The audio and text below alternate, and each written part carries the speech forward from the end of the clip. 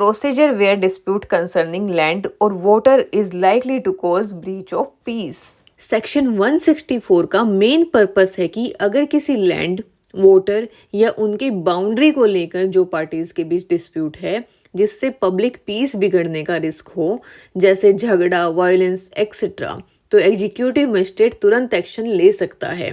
वो दोनों पार्टीज को बुलाकर उनकी एक्चुअल पोजेशन को पता लगाता है और टेम्परेरी रिलीफ देता है बिना ओनरशिप डिसाइड किए। ये एक प्रिवेंटिव लीगल एक्शन है जिससे प्रॉपर्टी रिलेटेड कॉन्फ्लिक्ट्स कंट्रोल किए जा सकें।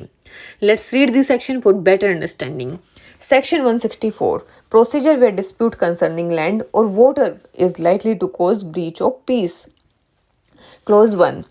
Whenever an executive magistrate is satisfied from a report of a police officer or upon other information that a dispute is likely to cause a breach of the peace exist concerning any land or water or boundaries thereof within his local jurisdiction, he shall make an order in writing stating that grounds of his being so satisfied and requiring the parties concerned in such dispute to attend his court in person or by an advocate on a specified date and time, and to put in a written statement of their respective claims as respect the fact of actual possession of the subject of dispute.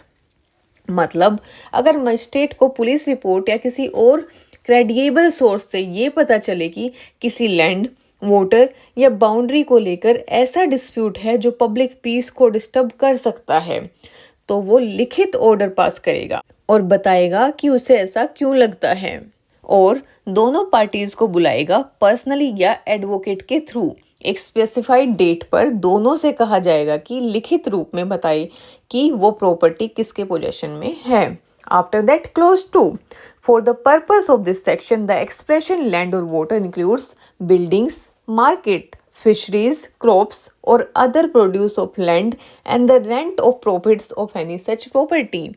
मतलब इस section में land और voter का मतलब सिर्फ जमीन या पानी से नहीं है, बल्कि उसमें बिल्डिंग, मार्केट्स, फिशरीज, खेती, क्रॉप्स या प्रॉपर्टी से होने वाली इनकम, रेंट और प्रॉफिट भी इंक्लूड होती हैं। ये क्लैरिफिकेशन इसलिए दिया गया है ताकि कोई भी टेंजिबल प्रॉपर्टी डिस्प्यूट इस सेक्शन को अम्बित में आ सके। After that, clause 3. A copy of the order shall be served in the manner provided by the Sanhita for the service of summons upon such person or persons as the magistrate may direct, and at least one copy shall be published by being affixed to some conspicuous place at or near the subject of dispute. मतलब magistrate के द्वारा दिए गए order उन लोगों को सर्व किया जाएगा जिनके खिलाफ वो है, बिल्कुल वैसे ही जैसे सम्मन सर्व किया जाता है। साथ ही उस ऑर्डर की एक कॉपी उस जगह पर चिपकाई जाएगी जहां पर डिस्प्यूट हो रहा है या उसके आसपास कोई प्रोमिनेंट जगह हो ताकि पब्लिक को भी पता चले।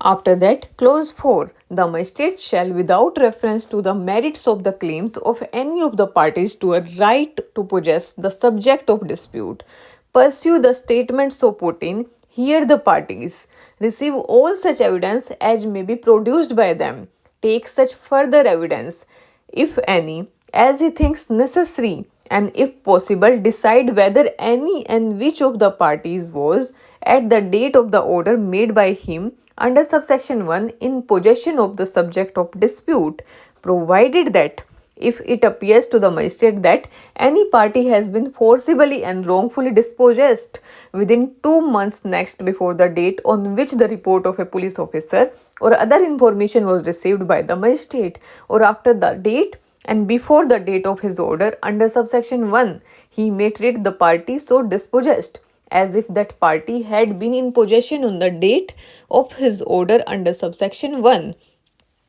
क्लोज 4 बात करता है कि मजिस्ट्रेट को सिर्फ ये देखना है कि ऑर्डर की डेट पर प्रॉपर्टी किसके एक्चुअल पोजेशन में थी, ना कि किसकी लीगल ओनरशिप है। पार्टीज के लिखित स्टेटमेंट पढ़कर, उनके एविडेंस सुनकर और जरूरत पड़ने पर अपना एविडेंस कलेक्ट करके वो डिसाइड करेगा कि किस पार्टी के पास पोजेशन था। इन केस ऑफ प्रोविजो, अगर किसी पार्टी को जबरदस्ती उस प्रॉपर्टी से 2 महीने के अंदर ये रिपोर्ट के बाद निकाल दिया गया हो तो उसे वापस पोजेशन में माना जा सकता है। After that close 5, nothing in this section shall preclude any party so required to attend or any other person interested from showing that no such dispute as aforesaid exists or has existed, and in such case the magistrate shall cancel his order and all further proceedings thereon shall be stayed, but subject to such cancellation the order of the magistrate under subsection 1 shall be final। मतलब अगर parties में से कोई या कोई और interested person magistrate को satisfy कर दे कि वैसे कोई डिस्प्यूट है ही नहीं तो वो मजिस्ट्रेट अपने ऑर्डर कैंसिल कर देगा और पूरी प्रोसीडिंग्स रुक जाएंगी, लेकिन जब तक कैंसिलेशन नहीं होती तब तक पहला ऑर्डर फाइनल माना जाएगा।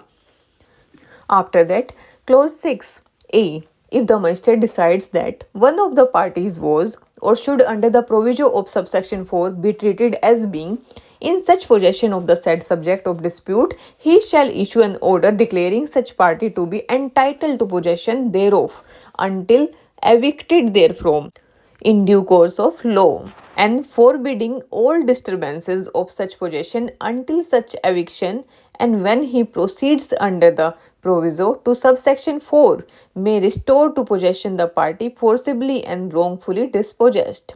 B, the order made under this subsection shall be served and published in the manner laid down in subsection 3।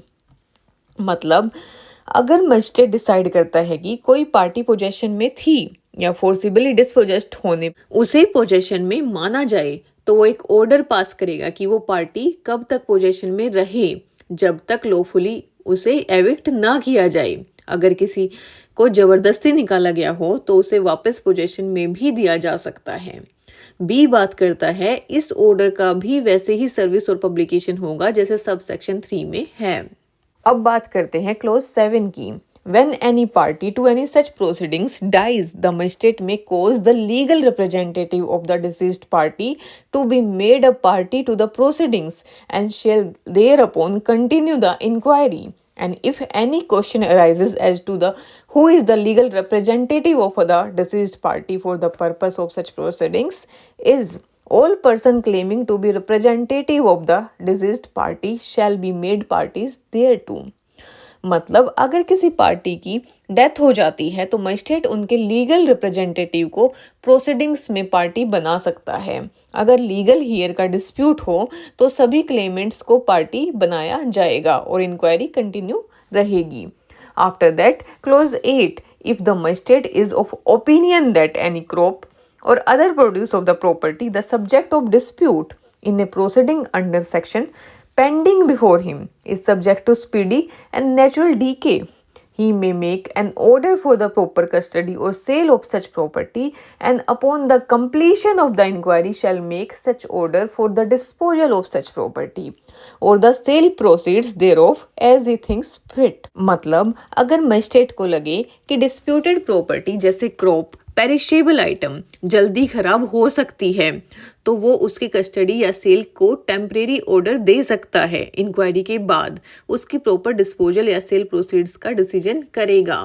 After that close 9, the magistrate may, if he thinks fit, at any stage of the proceedings under this section, on the application of either party, issue a summon to any witness directing him to attend or to produce any document or thing।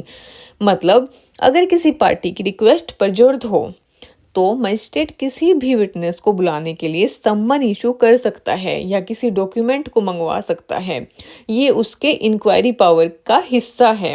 After that, clause 10, nothing in this section shall be deemed to be derogation of powers of the magistrate to proceed under section 126।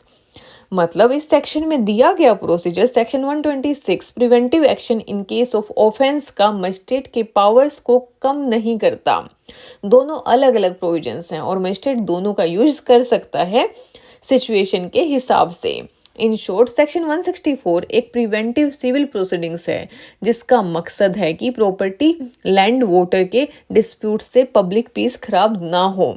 इसमें ownership नहीं, सिर्फ actual possession matter करता है। Magistrate तुरंत action लेकर status को बनाए रखता है और रॉन्गफुल पोजेशंस विक्टिम को टेम्परेरी रिलीफ देता है। ये सेक्शन जमीनी झगड़े और कब्जे के मामले में बहुत ही उपयोगी और कॉमन है, खासकर रूरल एरियाज में। If you found this video helpful, don't forget to like, subscribe and share. Your support helps us create more free legal content. Drop your questions in the comments below. We love hearing from you. Thank you.